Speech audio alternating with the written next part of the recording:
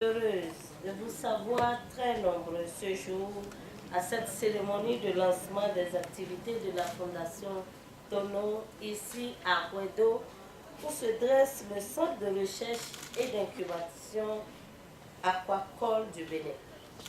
Au niveau mondial, les activités aquacoles occupent une place prépondérante dans la fourniture de poissons pour l'alimentation aussi bien qu'humaine qu'animale.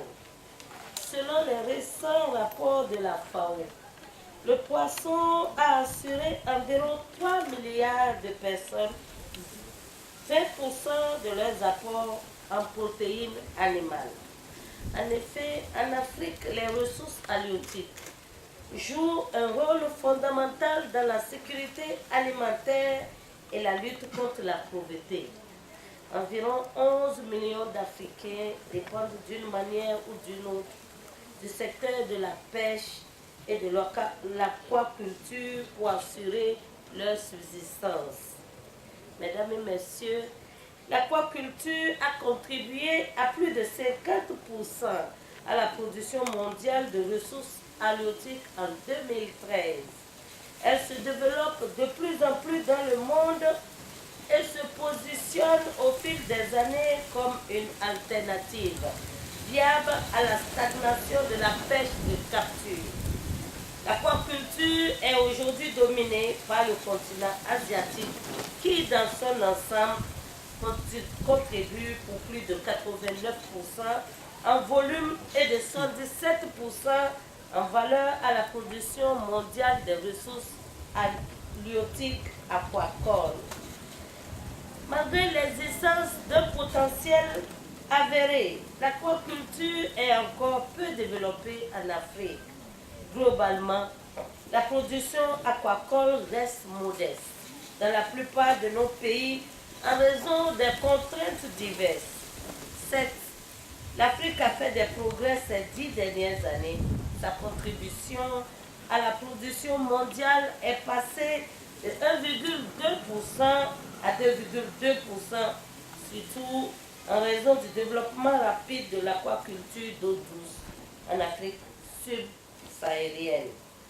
Le Nigeria, l'Ouganda, le Ghana ont enregistré des progrès positifs dans le développement de la pisciculture.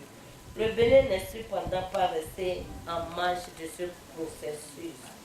Mesdames et messieurs, il n'est ni raisonnable, ni même compréhensible que notre pays, en dépit de ses atouts naturels et humains, continue d'enregistrer des déficits en protéines halieutiques. Les activités que nous lançons aujourd'hui apportent bien une solution. Le Centre de recherche et d'incubation aquacole est une initiative privée personnelle, un investissement de plusieurs milliards de nos francs. Je voudrais, au nom du gouvernement et au nom de son chef, Dr Boni Yahi, présenter les félicitations et encouragements du gouvernement à M.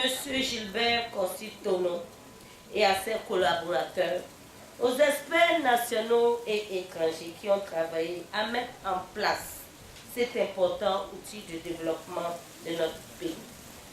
Le centre se positionne en bonne place dans l'aquaculture au Bénin et dans la sous-région.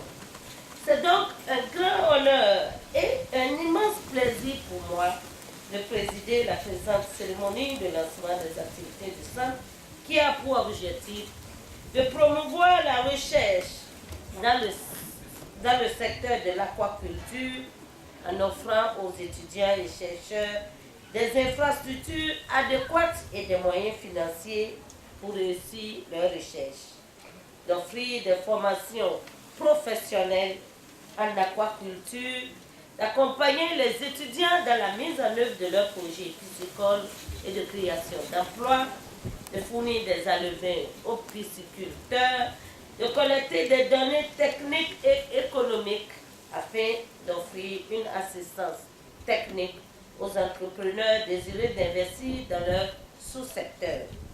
En termes de production, le centre compte produire 2 millions d'alevins de tilapia par mois 250 000 à levain de poissons chats par mois et 450 tonnes de poissons marchands par an, 100 tonnes de tilapia et 300 tonnes de poissons chats.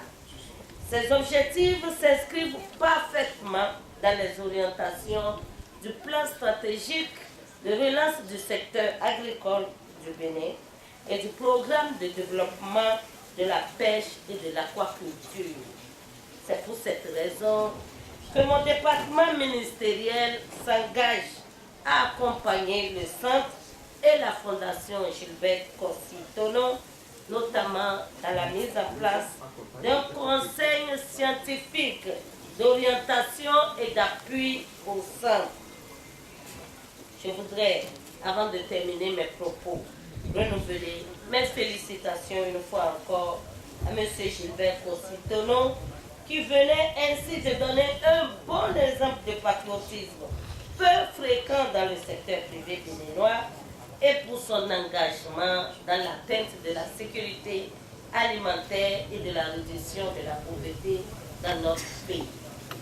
Plein succès au centre et longue vie à la Fondation Gilbert Kossi-Tonon. Vive la Fondation Tonon pour que prospère la pisciculture au Bénin. Je vous remercie et que Dieu vous bénisse.